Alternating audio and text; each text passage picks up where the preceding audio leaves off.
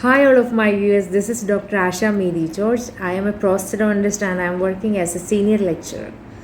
Okay, so today we'll be discussing about what are the various treatment options for replacing missing natural tooth. I actually had been uploaded a video regarding the same topic in Malayalam language, but this is for those who don't understand Malayalam. So there are three different treatment options in dentistry for replacing missing natural teeth.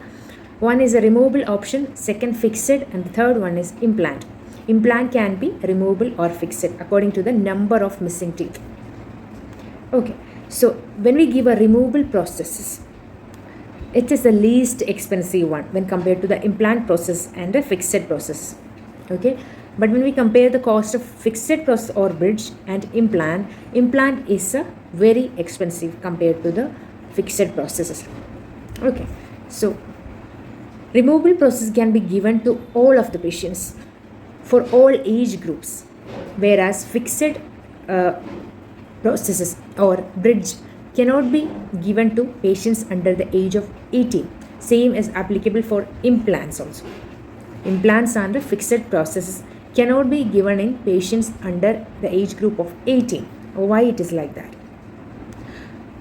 We know that there is a vital structure inside the tooth which gives life to the tooth. Okay, that's called pulp. Okay, so in younger age group, the location or position of the pulp is at higher level when compared to adults. Okay, because of that, in fixed processes, we have to reduce the tooth structure to 1.5 to 2 millimeter depending on the type of material that we use. Okay, so when we prepare the tooth structure, when we reduce the tooth structure 1.5 to 2 mm, there is a chance that the pulp may get infected or inflamed, or there will be sensitivity for the patient. Okay, so that is the reason why we don't give a fixed process in younger age group. In adults, since the pulp's position is at a lower level, even if we reduce the pulp, there is no chance of exposing the pulp after tooth preparation, or there won't be any problems like inflammation of the pulp. Okay, and if we take implants, what happens is that if we give implants to a younger patient, since the bone growth is not completed before 18 years, we'll wait until the complete bone growth to happen and then we will give implants. Otherwise, the position of the implant might get altered in the future. Now we'll discuss about removable partial denture or removable process in detail. Normally, as I said, we can give removable processes to most of the patients, and where we have to see that the adjacent tooth surrounding the missing area should be strong. If the adjacent teeth are mobile, too much mobile, then we have to extract the adjacent tooth. Otherwise, while we insert and remove the processes, it might make the adjacent teeth mobile. Okay, so we need to have a strong adjacent teeth. Okay, if there is decay for adjacent teeth or if there is slight mobility, then we have to remove the decay part and we have to restore it.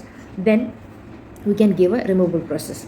Whereas if there is extreme mobility of the adjacent teeth and the decay which cannot be restorable by normal filling, then we have to go for a root canal treatment of the adjacent tooth. Then we have to fabricate removable process. So removable process cost depends on the number of teeth that we replace. If patient is having only one tooth missing, then the cost will be less. But if patient is having multiple teeth missing, then cost will get increased according to that. Okay, and normally a removable process has a plate which is made of resin and the teeth will be attached to it, and every time patient can remove it and insert, and patient can also wash it. Okay, so what are the advantages of a removable process? It is least expensive, can be given to most of the patients, and it doesn't require any teeth reduction. If we take fixed processes, we'll take one example. If my anterior teeth are missing, then to replace the front teeth, I need to take adjacent tooth for support. For example, if this tooth is missing, then I have to take the adjacent two teeth for support. Okay, so we'll connect the adjacent tooth like a bridge to fabricate the processes. Okay, so as I said earlier, in removable process, we don't need to reduce the tooth structure, or we don't need to prepare the adjacent tooth structure. Whereas in fixed processes, we have to reduce adjacent tooth by 1.5 to 2 millimeter. Okay, so that's one of the problems associated with the fixed process. So if the patient is young, there will be sensitivity after some time, and we cannot give guarantee, a lifetime guarantee for any of the processes, because normally 10 to 15 years it's a maximum span of a process. Let it be removable, fixed, or implant, and if it lasts more than that, then it's great. Okay, and other problem associated with fixed process is that over a period of time there will be leaking of saliva between the tooth structure and the bridge, and it may result in decay of the adjacent teeth which we took for support. Okay, that's one of the problems. And there will be chipping of the ceramic material or breakage of the processes.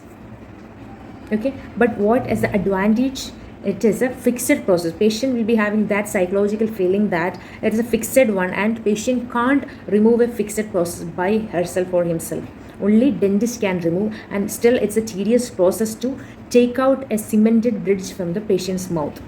And keep this in mind that we don't need to do root canal treatment for all of the adjacent teeth when we fabricate a bridge. If the tooth structure is strong enough and it's not mobile, then we can directly go ahead with reducing the tooth structure, and we can take the impression or the measurement of the tooth.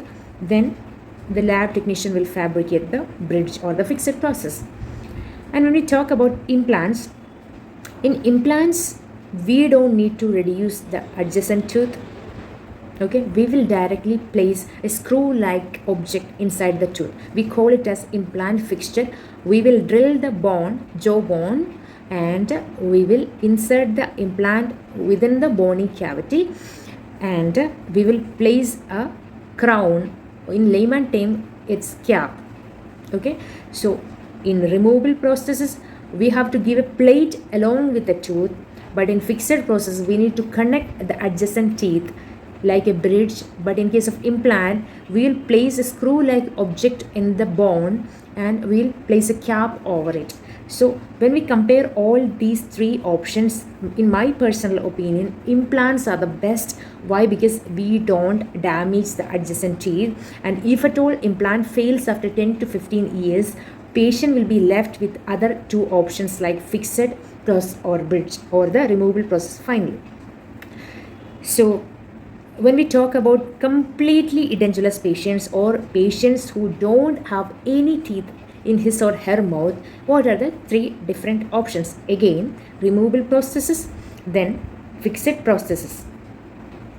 In fixed, actually, it is implant supported process. Okay, if the patient wants a fixed processes, then we have to place implants in the jawbone so that we can keep our teeth set over that.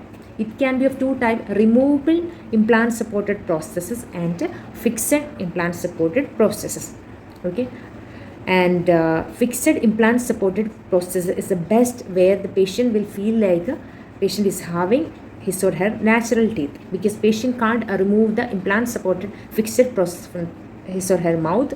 Rather, the dentist can remove it if any emergency comes. Okay, but implant supported fixed or removable process are really expensive, and patients should be free of any systemic diseases like uncontrolled diabetes mellitus, hypertension, or any blood related disease like hemophilia. Our patients should not be having any cardiac disease history like myocardial infarction, and patients should be otherwise healthy to receive implants. So in conclusion, I'll again say that we have three different options: removable processes, fixed process, and implants. When we compare the cost, implants are highly expensive and least expensive ones are removable process, whereas since we don't need tooth reduction, implants are the best option if the patient can afford it. But patient should be free of any systemic diseases, but we can give a removal process and fixed process for almost all of the patients. If we have to administer local anesthesia in case of fixed processes fabrication, then we should check the patient's BP level, and if the patient is hyperthyroid, we need to take some precautions for that. Otherwise, we can give a removal option and fixed options for majority of the patients. And what if patient's missing area is in the posterior region? Means there is no teeth behind the missing part. In such cases, we can't give a fixed option. For fixed option, the missing area should always be surrounded by natural teeth on both sides. Otherwise, we can't give a fixed option. In that case, we can either place implants, and over that we can give a bridge, okay, or a crown. And other option is removal process. So that's all about the different treatment options for a missing natural teeth. I hope that's clear, and thanks for watching this video. Bye bye. In this picture, you can see implant has been placed in the missing region, and initial is the surgical phase. Then you can see the healing. This is a flexible removable denture, and this is a fixed process where tooth has been reduced.